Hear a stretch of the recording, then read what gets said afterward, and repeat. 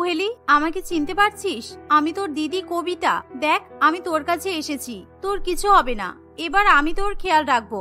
আমি জানি তোর সঙ্গে অনেক অন্যায় হয়েছে, কিন্তু আমি সত্যি বলছি, আমি যদি এইসব কিছু জানতাম তাহলে আমি কখনোই তোর সঙ্গে এত খারাপ ব্যবহার হতে দিতাম না।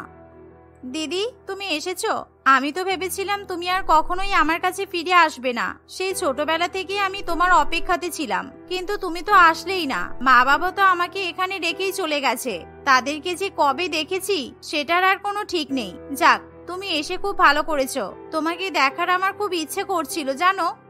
হ্যাঁ রে বোন, আমি জানি তুই আমাকে ছাড়া থাকতে পারিস না, কারণ ছোটবেলা থেকে আমরা দুই বোন তো একসঙ্গে অনেক সময় কাটিয়েছি। শুধুমাত্র বাবা মা আমাকে ভুল বুঝিয়ে শহরে নিয়ে চলে গিয়েছিল, তাই তোকে একাই দিন কাটাতে হয়েছে। কিন্তু আমি এই গ্রামের লোকেদের থেকে শুনলাম তোর নাকি বিয়ে হয়ে গেছে। এটা কি সত্যি? তুমি ঠিকই শুনেছ। আসলে এই গ্রামের সবাই মিলে আমার বিয়ে দিয়েছিল, কিন্তু আমার স্বামী একজন নেশাখোর মাতাল। তবে আমার শাশুড়ি মা খুব ভালো। এই যে এটা আমার শাশুড়ি মা। আমার শাশুড়ি মা এখন আমার অনেক খেয়াল রাখে। রোজগার করার মতো এখন আমাদের পরিবারে কেউ নেই, শুধু আমি আর আমার শাশুড়ি মাই তো থাকি। আমি লোকের বাড়িতে কাজ করে যা টাকা পাই তাই দিয়েই সংসার চালাই। আর এই কদিন হলো আমার শরীরটাও খুব খারাপ। আমি বুঝতে পারছি তোর শরীর খারাপ, কারণ তুই আগের থেকে দেখতেও কিন্তু অনেক রোগা হয়ে গেছিস। বোন, তোকে আর এভাবে ফেলে রাখলে চলবে না। কাকিমা, আপনিও আমার সঙ্গে চলুন। কুহেলি, তুই আমার সঙ্গে চল, আমি তোদেরকে শহরে নিয়ে যাব। তোরা আমার বাড়িতে থাকবি। তোদেরকে আমি আর এক মুহূর্ত এখানে থাকতে দেব না। তোরা এখানে অনেক কষ্ট পেয়েছিস। কবিতার কথা শুনে কুহেলি এবং তার শাশুড়ি মা কি বলবে বুঝে উঠতে পারে না। আসলে কল্পনা দেবী প্রথমবারের মতো কবিতাকে দেখে প্রচন্ড পরিমাণে অবাক হয়, কারণ কুহেলির যে বড় দিদি আছে সেটা কল্পনা দেবী জানতো না। তাই কবিতা এবং কুহেলি দুজনে মিলে কল্পনা দেবীকে আসল ঘটনা বলতে শুরু করে। আজ থেকে 25-26 বছর আগে কবিতা যখন অনেক ছোট ছিল, তখন কবিতার বাবা মা কুহেলিকে এক অনাথ আশ্রম থেকে বাড়িতে নিয়ে আসে। দেখেছো তো, এই মেয়েটাকে বাড়িতে আনা আমাদের কত বড় ভুল হয়েছে। যেদিন এই মেয়েটা বাড়িতে এসেছে সেদিনই কিন্তু তোমার কাজটা চলে গেছে। এবার বুঝতে পেরেছো তুমি তোমার বড় মেয়ের কথা শুনে কত বড় ভুল করেছো? তুমি তো একবারও আমার কথা শুনবে না। কি জন্য যে এই অনাথ মেয়েটাকে বাড়িতে নিয়ে আসতে গেলে কে জানি। হ্যাঁ, তুমি ঠিকই বলেছো। আমার কাছে একটা প্ল্যানও আছে। আমি ভাবছি যে ওকে আমাদের এই গ্রামের বাড়িতে রেখে আমি, তুমি আর আমাদের বড় মেয়েকে নিয়ে শহরে চলে যাব, আর আমরা কখনো গ্রামে ফিরে আসবো না। এবারও এখানে যার কাছে ইচ্ছা তার কাছে থাকুক। আমরা কোনো কিছু একটা বুঝি আমাদের বড় মেয়ে কবিতাকে নিয়ে এখান থেকে চলে যাব, আর কবিতাকে কোনোভাবেই টের পেতেও দেবো না যে আমরা ছোট বোনকে রেখে এখান থেকে চলে যাচ্ছি। তা না হলে আবার কবিতা কোহেলিকে নিয়ে যাওয়ার জন্য অনেক জেদ শুরু করে দেবে। এভাবেই পলাশবাবু এবং প্রিয়াঙ্কা দেবী এক বড়সড় প্ল্যান করে ফেলে। আর কিছুদিন পর প্রিয়াঙ্কা দেবী তার বড় মেয়ে কবিতাকে বলে, জানিস মা কবিতা, আমি তোকে নিয়ে এক জায়গায় ঘুরতে যাওয়ার কথা ভাবছি। ওখানে তোর বাবা কাজও পেয়েছে, তাই আমরা সবাই শহরে চলে যাব। ওখানে সকাল থেকে রাত পর্যন্ত তোকে নিয়ে ঘুরে বেড়াবো, তারপর আমরা আবার বাড়ি ফিরে আসব। কিন্তু আমরা তোর বোনকে শহরে নিয়ে যেতে পারবো না, কারণ তোর বোন তো এখন অনেক ছোট। তাই আমরা ভাবছি ওকে এখানে রেখে যাব। কিন্তু মা, কোহেলি তো এখন অনেক ছোট, ও একা একা বাড়িতে কিভাবে থাকবে? তাছাড়া ওকে যদি আমরা এখন রেখে চলে যাই তাহলে ও কি খাবে এখানে? না না, তুমি বরং বাবার সঙ্গে যাও। আমি কোহেলির দেখাশোনা করার জন্য এখানেই থাকবো। তাছাড়া আমি তো কোহেলির দেখাশোনা করতে পারবো, কারণ আমি তোর বড় দিদি। উফ, তোকে একটা কথা বললেও তো তুই শুনিস না। এবার কিন্তু আমার হাতে তুই খুব মার খাবি বলে দিলাম। আমি যেটা বলবো সেটাই শুনবি। অত কুহেলি কুহেলি করতে হবে না। ওটা তোর নিজের বোন নয়। শুধুমাত্র তোর জেদের কারণেই আমরা সেদিন ওই মেয়েটাকে অনাথ আশ্রম থেকে নিয়ে এসেছিলাম। এখন যদি তুই ওকে আমাদের সঙ্গে করে নিয়ে যাস তাহলে তো আমাদেরকে পুলিশ ধরে নিয়ে চলে যেতে পারে। তাহলে কি হবে ভেবে দেখেছিস? মায়ের কথা শুনে কবিতা ভয় পেয়ে যায়, তাই সে মায়ের কথা মানতে বাধ্য হয়। আর 2-1 দিনের মধ্যেই প্রিয়াঙ্কা দেবী এবং পলাশবাবু শহরে যাওয়ার জন্য তাদের ব্যাগপত্র সমস্ত কিছু গুছিয়ে ফেলে। আর যেদিন তারা কবিতাকে নিয়ে শহরে চলে যাবে এমন সময়, কুহেলি, তুই চিন্তা করিস না, আমি তোর কাছে ঠিক ফিরে আসবো, কেমন? তুই এখানে ভালো থাকবি।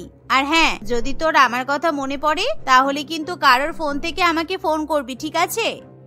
দিদি, তুমি আমাকে ছেড়ে চলে যাচ্ছ কেন? আমি এখানে কিভাবে থাকবো? মা বাবা, তোমরা আমাকে ছেড়ে যেও না। আমি একা এই বাড়িতে কিভাবে থাকবো? আর আমি কি খাবো? তোমরা আমাকে সঙ্গে করে নিয়ে চলো। দিদি, তুমি আমাকে নিয়ে চলো না দিদি। আমরা তোকে নিয়ে যেতাম, কিন্তু তুই তো এখন অনেক ছোট, ওখানে নাকি ছোটদের যেতে নেই। আর তোকে যদি আমরা নিয়ে যাই তাহলে আমাদেরকে পুলিশে ধরবে, আর তাছাড়া আমরা তো সন্ধ্যাবেলাতে ফিরে আসবো। তুই এত চিন্তা করছিস কেন? কিছু হবে না, আমরা তাড়াতাড়ি চলে আসবো। কবিতার কোন রকম ভাবে তার ছোট বোনকে ছেড়ে ইচ্ছা করে না, কিন্তু সে মা বাবার কথা শুনতে বাধ্য। এভাবেই কবিতা তার বাবা মায়ের সঙ্গে শহরে চলে যায়। অন্যদিকে কুহেলি আবার পুরোপুরিভাবে অনাথ হয়ে পড়ে। সে পাড়া প্রতিবেশীদের সহায়তায় বড় হতে থাকে। এভাবেই দেখতে দেখতে দুই বোন বড় হয়ে ওঠে, আর কুহেলি এখন নিজেই রান্না বান্না করে খেতে শুরু করে। এমনকি কুহেলি এখন নিজে কাজ করে টাকা উপার্জন করে নিজের জীবন কাটায়। অন্যদিকে তার দিদি কবিতা, সে তার বাবা মায়ের সঙ্গে খুবই ভালো মতো দিন কাটায়। কবিতার জন্য তার বাবা মা এক বড়লোক পরিবারের পাত্রের সন্ধান করে। আর দেখতে দেখতে কয়েক মাসের মধ্যেই কবিতার বিয়ে হয়ে যায়। আর কবিতা তার শ্বশুর বাড়িতে গিয়ে খুবই হাসি খুশি দিন কাটাতে শুরু করে। কারণ কবিতার স্বামী যেহেতু অত্যাধিক বড়লোক, তাই কবিতার কোনো কিছু অভাব থাকে না। রামু কাকা, বলছি আমাকে আমার পছন্দের চিজ ম্যাগি আর কফি বানিয়ে দিয়ে যাও। মালকিন, আজকে দুপুরের খাবারে আপনার জন্য কি খাবার বানাবো? ওই যে আমার পছন্দের বিরিয়ানি, আর বাকিদের জন্য তুমি ভাত, চিকেন কষা, মাটন, আর দেখো ওরা কি খায়, ওদের পছন্দ মতো কিছু একটা রান্না করে দাও। ঠিক আছে মালকিন, আমি বাকি সকলকে জিজ্ঞাসা করে নিচ্ছি, আর আপনার পছন্দের বিরিয়ানিও আমি বানিয়ে দেব। এই বলে রামু কাকা সেখান থেকে চলে যায়। এভাবেই কবিতা প্রত্যেকদিন যেটা অর্ডার করত, মুহূর্তের মধ্যেই তার সামনে সেটা হাজির করা হতো। অন্যদিকে কুহেলি খুবই দুঃখ কষ্টের মধ্যে দিয়ে দিন কাটায়। তাই গ্রামের পাড়া প্রতিবেশী সবাই মিলে কুহেলির বিয়ে দেওয়ার সিদ্ধান্ত নেয়। জানিস, আমি তো ভাবছি এই গরিব মেয়েটার বিয়ে দেওয়া দরকার। ওর মা বাবা যদি থাকতো তাহলে নিশ্চয়ই ওর বিয়ে দিয়ে দিত, কিন্তু কেউই তো নেই। তাহলে এই পুণ্যের কাজটা আমাদেরকেই করতে হবে। তাই আমি ওর বিয়ে দেওয়ার কথা চিন্তা ভাবনা করছি। তোরা কি বলিস বল? গ্রামের লোকেরা সকলে মিলে চাঁদা তুলে তাহলে ওই গরিব মেয়েটার বিয়ে দিয়ে দেবো। হ্যাঁ দাদা, তুমি ঠিকই বলেছো, আমিও তো এটাই ভাবছিলাম। কিন্তু গ্রামের লোক কি রাজি হবে? সবাই তো টাকা দিতেও চাইবে না। সে না দিলেও আমাদেরকে রাজি করাতে হবে, তা না হলে গরিব মেয়েটা সারা জীবনের হাল কে বা টানবে বলো তো। এভাবেই পাড়া প্রতিবেশী সবাই মিলে কুহেলির বিয়ের জন্য সম্বন্ধ দেখতে শুরু করে। আর কিছুদিনের মধ্যেই রাজু নামে এক গরিব পরিবারের ছেলের সঙ্গে কুহেলির বিয়ে ঠিক হয়। রাজু তার মা রমা দেবীর সঙ্গে এক ছোট্ট ঘরে থাকে, কিন্তু রাজু তেমন একটা টাকা রোজগার করে না। আর সে যা টাকা রোজগার করে সমস্ত টাকাই সে নেশা করে উড়িয়ে দেয়। তাই বিয়ের পর কুহেলির জীবনে আরো দুঃখ দুর্দশা নেমে আসে। বোমা, আমার ছেলেটা তো এরকমই, ও বাড়িতে আসবে কি আসবে না তার কোনো ঠিক থাকে না। আর বাড়িতে কখনো টাকা দেয়, আবার কখনো দেয় না। আমি ওকে খুব ভালো করেই চিনি। তাই এখন আমাদেরকেই কিছু একটা কাজের ব্যবস্থা করতে হবে, তা না হলে কিন্তু আমরা দুজনেই না খেতে পেয়ে মারা যাব। মা, তাহলে আমি বিয়ের আগে যেই বাড়িতে কাজ করতাম সেই বাড়িতেই আবার কাজে যাব। ওখান থেকে আমি যা টাকা পাবো তা দিয়ে আশা করছি আমাদের সংসার চলে যাবে। কারণ আপনার ছেলের তো কোনো আশা নেই, এবার আমাকেই সংসারের হাল ধরতে হবে। এভাবেই কুহেলি গরিব পরিবারে বিয়ে করার পরও লোকের বাড়িতে কাজকর্ম করতে শুরু করে। আর দেখতে দেখতে এভাবেই গরিব বোন এবং ধনী বোন, দুই বোনের জীবন আলাদা আলাদা গতিতে চলতে থাকে। কিন্তু হঠাৎই একদিন কবিতা তার ছোট বোন কুহেলির সন্ধান পায়। তাই সে মনে মনে ঠিক করে এবার সে তার ছোট বোন কুহেলির সঙ্গে দেখা করবে। কতদিন পর আজকে আমি আমার বোনের সন্ধান পেলাম। জানি না ও কেমন আছে। যেমন হোক করে আমি আমার বোনের সঙ্গে এবার দেখা করবই, কারণ ওর জন্য আমি অনেক অপেক্ষা করেছি। এতগুলো বছরে একটা কোনো দিন যায়নি যে আমি ওর কথা মনে করিনি। এমনই ভাবনা চিন্তা করে কবিতা তার স্বামীকে কুহেলির কথা বলে। আর এভাবেই স্বামীর কাছ থেকে অনুমতি নেওয়ার পর কবিতা কিছুদিনের মধ্যেই তাদের পুরানো গ্রামে ফিরে যায়। আর সেই গ্রামে গিয়ে কিছু লোকজনকে জিজ্ঞাসা করার পরেই কবিতা কুহেলির শ্বশুরবাড়ির ঠিকানা পেয়ে যায়। তাই সঙ্গে সঙ্গে কবিতা কুহেলির শ্বশুরবাড়িতে গিয়ে পৌঁছায়। কিন্তু কুহেলির জীবনের দুঃখ দুর্দশা দেখে কবিতার চোখে জল চলে আসে। বোন, তোর একই অবস্থা। আমি তো ভেবেছিলাম তোর বিয়ে হয়ে গেছে, মানে তুই হয়তো সুখে আছিস। কিন্তু তুই যে বিয়ের পর এতটা কষ্ট পাবি এটা তো আমি ধারণাও করতে পারিনি। তোর স্বামী কোথায়? ও তোকে ডাক্তারের কাছে নিয়ে যায়নি কেন? দিদি, তুমি এখানে এসে খুব ভালো করেছো। তোমাকে দেখার আমার খুব ইচ্ছে করছিল। এতগুলো বছর ধরে আমি তোমার জন্য অপেক্ষা করেছি। তোমার জন্য আমি চোখের জল ফেলেছি। আসলে আমার শরীর খারাপ বলে আমি কাজে যেতে পারি না। আমার কাছে কোনো টাকা পয়সাও নেই। আর আমার স্বামীর কথা বলো না, ও তো একজন নেশাখোর মাতাল। ও যা টাকা রোজগার করে সবই নেশার পেছনে উড়িয়ে দেয়। তাই ওর কাছ থেকে আমি আর কোনো আশা করি না। আমি আর আমার শাশুড়ি মা কোনো রকমের সংসার চালাই।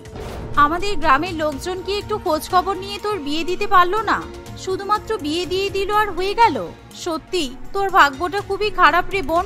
আমি তো ভাবতেই পারছি না তুই এতটা কষ্টের মধ্যে কিভাবে এতগুলো দিন কাটালি। ঠিক আছে, তোকে কোনো চিন্তা করতে হবে না। তুই আমার সঙ্গে চল। আজকে থেকে তুই আমার বাড়িতে থাকবি। আর কাকিমা, আপনিও আমার সঙ্গে থাকবেন। এই বলে কবিতা তার বোন এবং বোনের শাশুড়ি মাকে নিয়ে শহরে চলে যায়। আর সে তাদেরকে নিজের বাড়িতেই রাখে।